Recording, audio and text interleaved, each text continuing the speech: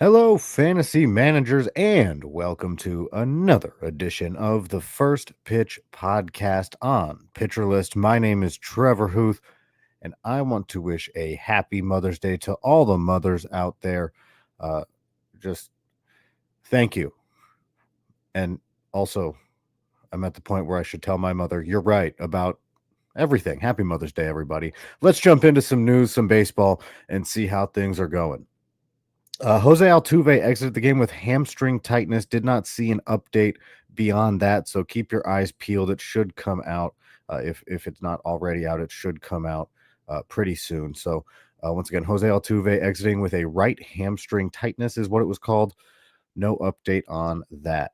Romy Gonzalez for the Red Sox hits the 10-day IL with a quad contusion. Nick Sogard has been recalled to fill that spot on the roster. Romy Gonzalez has been uh, getting a lot of the time at first base with Tristan Casas obviously out for the year with his unfortunate injury and surgery.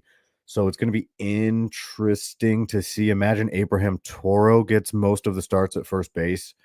Nick Sogard will start there a little bit, but it's been Gonzalez and Toro. So I'm guessing Toro is going to take on the lion's share of reps at first base for now. You got to think there's something off in the horizon. They may try to figure something out. They're going to have to see who takes over first base. Again, Romy Gonzalez, the guy who's been playing there, is heading to the 10-day IL. So in the meantime, my best guess is Abraham Toro is going to take the reps there. Cade Horton has been officially promoted. In order to make room for him, Tom Cosgrove heads to AAA, and Eli Morgan transferred to the 60-day IL to make room on the 40-man roster. We'll talk more about Cade Horton's debut in just a bit. He did not start the game, but he followed the opener. Amid his breakout season, Casey Mize hits the IL with a strained hamstring. The Tigers recalled Chase Lee to join their bullpen. The hamstring strain for Casey Mize has been called very mild, and they may need to fill a rotation spot coming up, and it would make the most sense for Cater Montero to do that. Cater Montero was the 27th man in the doubleheader. He pitched really well, but more than that, Casey Mize and Cater Montero pitched on the same day. So if you're looking for somebody whose rest is going to align with that spot in the rotation, Cater Montero would seem to be the most obvious choice to take a rotation spot or to fill that rotation spot that Casey Mize is going to miss on the IL in the short term. Nick Maton has been DFA'd by the White Sox to make room for Tim Elko. Maton was a regular at third base for the first few weeks for the White Sox and obviously didn't perform, and now has been designated for assignment. Yu Darvish has thrown nearly 50 pitches in a simulated game. I think the number was 48. Still no timeline, but from what is reported, they're not expecting a long rehab stint. So Yu Darvish on the comeback trail again, up to close to 50 pitches in simulated games. Dylan Cease looks to be on track. He exited his previous start with a cramp. He looks fine. He's been doing his normal work and everything feels okay. It was a forearm cramp. I just read that and I kept thinking of the eating bananas video. Can't remember who the pitcher is, but the Blue Jays pitcher, because monkeys never cramp, he says. Luis Robert, day-to-day with knee soreness. Not great considering his speed has been his biggest attribute this year for fantasy managers. He is just not hitting the ball very well, has not hit the ball very well, so hopefully his knee is okay and this won't cause any issues there. All right, we're going to jump into some highlights. Normally, I segment this where I do hitters and then pitchers, relief pitchers, and I don't do one game at a time. However, it seems in my best interest right now to do one game before I do the hitters and the pitchers and all that. The San Diego Padres beat the Colorado Rockies 21-0. The Padres scored 3 touchdowns, and the Rockies got shut out. So how did the Padres get there? Well, they had a lot of hits. Gavin Sheets hit a home run. Jay Cronenworth had a home run. Jason Hayward had a home run. Xander Bogaerts had a home run. Fernando Tatis Jr. had a home run. And then just a litany of other hits. Luis Arias had a triple. Manny Machado chipped in a double. Gavin Sheets chipped in a double. Lots and lots of hits. They wound up with 24 total hits, scoring 21 runs. And on the pitching side, even more impressive Stephen Kolek. I mentioned yesterday I hadn't seen a complete game in a while. Well, here you go. Stephen Kolek throws a complete game shutout the day after Eric Fetty does it. 7 strikeouts in this 9-inning effort. He did walk a pair. Great game for the Padres. Not so much for the Rockies. The Rockies totaled 5 hits. Nick Martini hitting a double is the highlight of their hitting side. Bradley Blaylock was the starter on the other end of this. He pitched 3 2/3 innings and gave up 12 earned runs. He did strike out 1, but 12 earned runs, not the best day at the office for Bradley Blaylock. All right, let's jump back into just some individual highlights. I did want to mention from that game, Jackson Merrill had a great game. I think he had 4 hits. He's played 9 games. Okay, he played 5 or 4 or 5 in early April before getting hurt, and then he's been back in May. In those games, he only has 1 game without a hit, so he has at least 1 hit in 8 of the 9 games he's played so far this season. Of those 8 games, 7 of them have been multi-hit games. He is just hitting the cover off the ball. I mean, small sample, obviously small sample, but just impressive. 7 of 9 games to have multi-hit games is crazy. Some other hitters to mention. Helio Ramos had 3 hits on his day today, including a double and a home run. The Giants had 4 hits total, so many of them, most of them, in fact, 75% of them coming from Ramos. Trevor Larnach has been pretty good as of late for the Twins. He hit a home run and a double in yesterday's game. He's now 5 for his last 12 with a pair of home runs and 5 RBIs. So Trevor Larnach still not hitting, average-wise as well as he did last year, but walking, getting on base, and definitely a deep league play, especially since he's kind of been on a hot streak lately, getting some hits. I think he's got a hit in each of his last 3 games, at least one. Brett Baty continuing to be back with a vengeance for the Mets. He had 2 home runs in the game yesterday. That now makes 3 home runs over his last 2 games. He's only been back for 3, so pretty good pace so far, I'd say. Andrew Vaughn with a home run in back-to-back days. Now he hit another home run. I don't think he wants to lose his playing time with Tim Elko being promoted to the White Sox. Elko debuted, went 0 for 3 in the game, but, something's got to give there between Vaughn and Elko. I'm sure there's going to be room DH first base, but Andrew Vaughn saying, hey, I am still here. Home runs in back-to-back games with the news of Tim Elko joining the White Sox, and, of course, him actually joining the White Sox. Speaking of first base, oh, wait, no, I am so sorry. Rafael Devers went 4 for 4 with the double in the game, so may not know where he's going to play defensively, or he may know where he's going to play defensively, but he can still hit the ball. Corey Seager with a pair of home runs and a double for the Rangers, but the bigger storyline for me in this one, Evan Carter hits a home run, and, after struggling in AAA and he had his back issues, Evan Carter's hitting .235. I mean, that's not an amazing number or anything, but that's a lot better than I had thought he would do. So signs of I would say, life from Evan Carter. Again, hits his first home run of the season. The question was, how is he going to respond with his back and everything? Seems like it's not going terribly. Again, hitting .235 since being recalled. Kerry Bonds, or Kerry Carpenter, as he's known, had a triple and a home run for the Tigers. Kind of the highlight there. Riley Green also chipped in a home run. And speaking of home runs, Aaron Judge had a 2 home run day. That gives him 12 on the year, but he's only hitting .396. I mean, where's that chase for 400 gone, man? Oh, my gosh. No, fantastic season from Aaron Judge, hitting .396 with 12 home runs, obviously doing fantastic and amazing and spectacular things. And I'm running out of adjectives. Moving on to some pitchers, Corbin Burns threw 7 shutout innings with a pair of walks and 5 strikeouts. Yesterday's podcast, I mentioned Logan Webb and Joe Ryan being a fun pitching matchup. Well, Logan Webb took the loss in that game despite striking out 8 over 7 innings and only giving up a pair of earned runs. And he lost to Joe Ryan, who pitched well. He went 6 innings. Ryan went 6 innings, 7 strikeouts, didn't walk anybody, and gave up only a single earned run. That was the difference. I mean, Joe Ryan gave up 1 run. Logan Webb gave up 2. Cade Horton, I have him amongst the starters. He was not a starter. He came in after Brad Keller. And in his MLB debut, Cade Horton pitched 4 innings, gave up 3 earned runs, didn't walk anybody, struck out 5, did give up a home run to Brett Baty.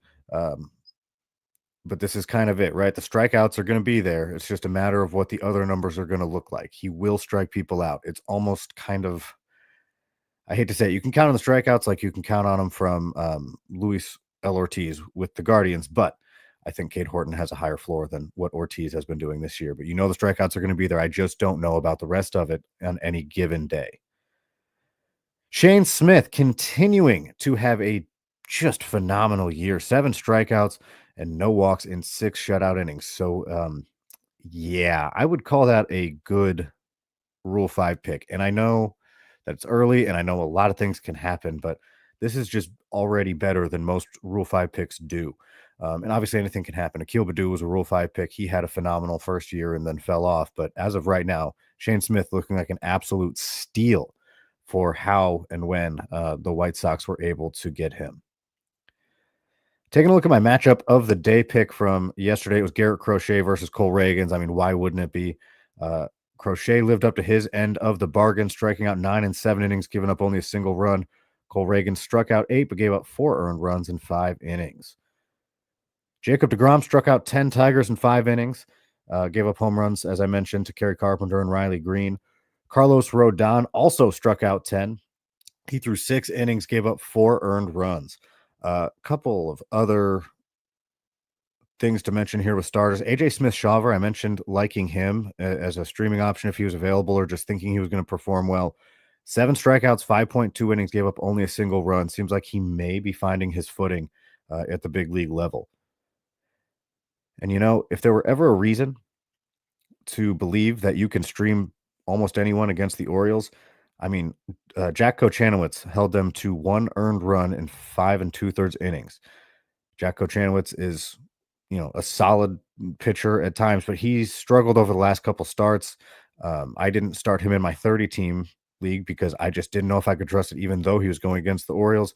Looked good against them. So the Orioles offense kind of struggling right now, and a good day, obviously, from Jack Kochanowicz. And finally, Lance McCullers, really rough day, only registered a third of an inning, 3 hits, 7 earned runs. He said he was getting death threats after the game, and that is just, he had a bad day. I mean, everyone has a bad day at work sometimes. That's, ugh, I hate hearing about the death threats that athletes get just because they didn't do well that day. Awful. All right, some relief pitchers. Griffin Jack seems to be back on track. He had a rough start to his season. Over his last 7 games, he has 8 strikeouts in 6 2/3 innings, only allowed 1 earned run. So it seems like Griffin Jacks, who started off not great, is back on track and pitching really well. A couple other relievers I want to mention.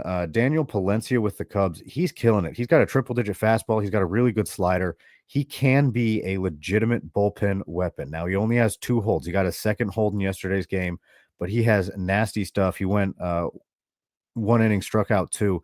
And if his command is there, I have trouble not believing he'll pitch his way into leverage situations because he has that kind of stuff. And so this is a guy I'm watching. If I am in a saves holds league and I am struggling with the reliever aspect of it, this is a guy that I'm watching. Don't pick him up unless you're in a super deep league, but his stuff is too good. Speaking of guys who, again, you just want to keep an eye on, Mason Fluharty with the Blue Jays had 2 strikeouts in an inning and a third, picked up his 3rd win of the year. He also has several holds, I believe 1 save. But they've used him in pretty big situations, and he's been responding really well. He's got a 1.76 ERA on the year, and, you know, his first few outings were a little bit shaky, but he has been very steady as of late. And so another guy who the Blue Jays seem to trust. They're saying they trust him. He's got 3 wins on the year and a few holds and saves as well. So they believe in him. They're trying to find a specific role for him. Going to be hard to dethrone Hoffman as the closer, but a guy who definitely could be helping you out in saves holds leagues. Once again, that's Mason Fluharty. He's been great. I don't know what else to say about it. With that, we are going to take a quick timeout. When we come back, we're going to look at some pitchers from today. I appreciate you listening. This is the First Pitch Podcast on Pitcher List. And welcome back to the First Pitch Podcast on Pitcher List. My name is Trevor Huth. We looked at some highlights. We looked at some news. Now let's take a look at who is pitching today, starting with Nathan Eovaldi looking to continue the string of good pitching the Rangers have had against the Tigers lineup. Patrick Corbin only gave up 3 hits. Jacob deGrom just struck out 10. What will Nathan Eovaldi do? He's up against Reese Olson, one of my favorite pitchers, just as a personal fan. So, got to mention anytime Olson pitches. He's been great lately, too. So, that could be a fun pitching matchup. Zach Wheeler bump day, always a fun day for the Phillies. He's going to be up against Luis L. Ortiz, who I talked about a little bit earlier. Might get some strikeouts from Ortiz. Don't know about the rest of it. Here is I'm believing him and I have a gut feeling stream that I want to mention, the streaming option. Chase Petty versus the Astros. Probably doesn't make sense for me to say this, but I believe in Chase Petty. I think he has great stuff. It looked good. He had good movement on it. And his command is generally good. I mean, historically, he has had good command. So I think, he's got the low rookie floor. He's facing the Astros, but I am a Chase Petty believer through and through fully. And so I'm going to hype him up. Sandy Alcantara looking to bounce back against the White Sox. He's given up 15 earned runs over his last 3 starts, but if he ever has an outing or a matchup where it seems like he's going to bounce back, it's got to be the White Sox lineup. On the other end of that, you got Schonberg facing the Marlins. Both of them seem like they could have a good day to, seeing how things go. But Alcantara for sure needing that bounce back. His ERA is up over 8 at this point, and he needs a good outing again. He's playing the White Sox, so seems like it might happen. Tyler Anderson seems like a good streaming play against Baltimore. I just mentioned that Jack Kochanowicz was a good stream play against Baltimore. It seems like Tyler Anderson could be that. Baltimore struggles against lefties, something pointed out by Justin Wainwright on the Pitcher List Discord, so shout out there. Thank you, Justin, for that little tidbit of information that I'm throwing in here. But Tyler Anderson, again, seems like a good stream play lefty against Baltimore, who can struggle against him. And my matchup of the day could not be more even. Brewers versus Rays. Chad Patrick versus Drew Rasmussen. Just look at their stats. Chad Patrick has thrown 38 innings, has a 3.08 ERA and 32 strikeouts in that time. Drew Rasmussen has thrown 35 innings, has a 3.08 ERA. I'm sorry, 3.09 ERA and 32 strikeouts. So innings are 3 off. ERA is 0.01 off with the same amount of strikeouts. Seems like this is going to be a pretty even matchup, statistically speaking. So that's why it's my matchup of the day, because it's a fun little stat nugget there. But Chad Patrick versus Drew Rasmussen, both pitchers in terms of ERA, strikeouts, and innings, pretty even so far this year. So we'll see what happens. With that, I appreciate you listening to the First Pitch Podcast. Make sure to check out pitcherlist.com. Obviously, Nick has his top 100. We got our top 100 hitters from Scott Chu, and we have Rick Graham killing it with all of the reliever lists, as well as several other articles that come out daily. Lots of articles just pumping through the website. Make sure to check that out. And, of course, join the Discord. You'll get to see fun tidbits like the one Justin Wainwright gave me earlier about Tyler Anderson that I included here in this podcast. That all happens on the Discord, so join PL Pro. But for now, I will see you guys next weekend. And once again, happy Mother's Day to all the mothers out there. This has been another edition of the First Pitch Podcast on Pitcher List.